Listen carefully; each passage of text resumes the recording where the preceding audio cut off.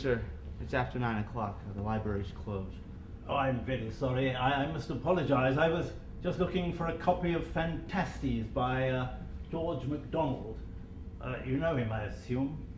I seem to have mislaid my own copy. It's always refreshing to revisit a favorite author, don't you think? Yeah, George MacDonald. I really enjoy reading him as well. I can remember that frosty afternoon on Leatherhead Station when I first bought a copy of Fantastes. I must have been 16 at the time. Yes, it was late 1914. It was a revelation. Like Dante meeting Beatrice in the Divine Comedy for the first time. Here begins the new life. Did you just say that you were 16 in 1914? There's no way that's possible. That would make you... Dead, actually. Oh. Oh, wait, what is this? Who are you? Don't be distraught. I'm C.S. Lewis. It's ironic, actually, but I wrote in one of my books that literary ghosts haunt the public library to see if their works are still being read. You've caught me red-handed, I'm afraid. I see you don't find that very funny. It's not that. I just, I've never met a dead person before. It's quite all right. Why don't you sit down? Do you mind if I join you? I'd like to get off my feet.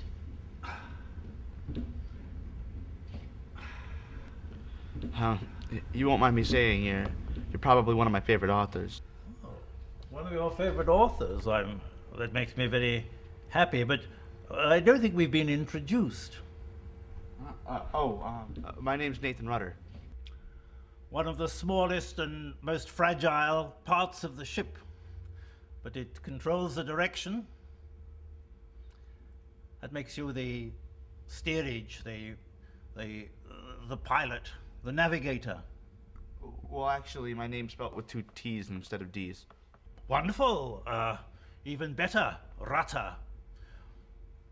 Bellowing like a stag in heat. Well, you had time to get your bearings. Can we be moving on? We've got a long way to go. Wait, you're leaving? Hardly. I don't know my way around. I'm hoping that you'll steer me. Wait. Mr. Lewis, what is it exactly you want? Call me Jack. It's a name I prefer. I'm really here to visit you. This place reminds me of my childhood. When I was a boy, I was always sneaking off to some secret hiding place. I don't think it started off as hiding. Started off as seeking an unopened door, an undiscovered country. Wait, Narnia? Well, no, actually, Narnia wasn't the place I was seeking. I was looking for the place I've just come from, actually. You see, Narnia is a version of the temporal world, the transient world, the Shadowland, as I call it. Of course, real life hasn't begun for you yet. In the afterlife, you realize that all that preceded was just a preparation for your real life.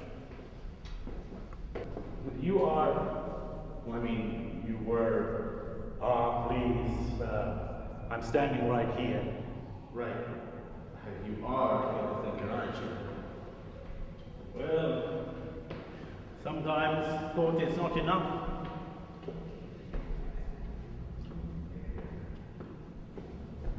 Do you dive?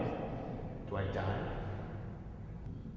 I learned how to dive the same summer that I learned I was a Christian. Diving's the easiest thing in the world. You don't have to do anything. You have to stop doing something, you have to stop trying to preserve yourself.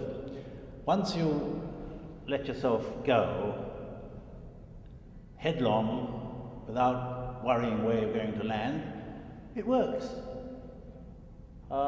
You're a diver. It's the same thing with faith. You just have to let yourself go. It all happens by faith, even something as simple as diving. You just have to let yourself go. It all happens inside of us before it happens outside. That's what faith is, right? What happens in the unseen that causes the seen to happen. Some people find it hard to let go of the things they see. It's not that they lack faith, but their faith is in the temporal. They need to be like the diver, but they won't let go. When it comes down to it, they're just too comfortable holding on to this life, not hoping for a new one. What they're forgetting is that all the things they see come to an end. There's nothing left to cling to. So, if they would just let go, they would hit the water while it's still there to break their fall. But, how can someone just totally let go of their life, blindly hoping for something better? It's only a blind move at the moment you let go. Everything up to that point is done with wide open eyes. Listen. Nobody dives unless they know there's water down below. But there comes a point when you have to surrender to the leap, to stop clinging to whatever is holding you back. You can trust the water to catch you, but until you leap, you've never dived. Reality is unimaginable. You have to let it happen. You have to make the leap of faith. You have to receive the grace of the moment when your body flies through the air and hits the water. Mr. Lewis, Jack, what causes someone to actually jump? What overpowers their fear? And if we let go of these things that you call the temporal, how do we know that we're not just letting ourselves fall into something else that just won't last? There are three things that endure: faith, hope, and love. And the greatest of these is love. Love should be your greatest goal. Never give up on the search for love. Remember, straight is the gate and narrow the road that leads to life, and there are few that find it. Keep on asking, keep on looking, keep on knocking, and the door will be open to you.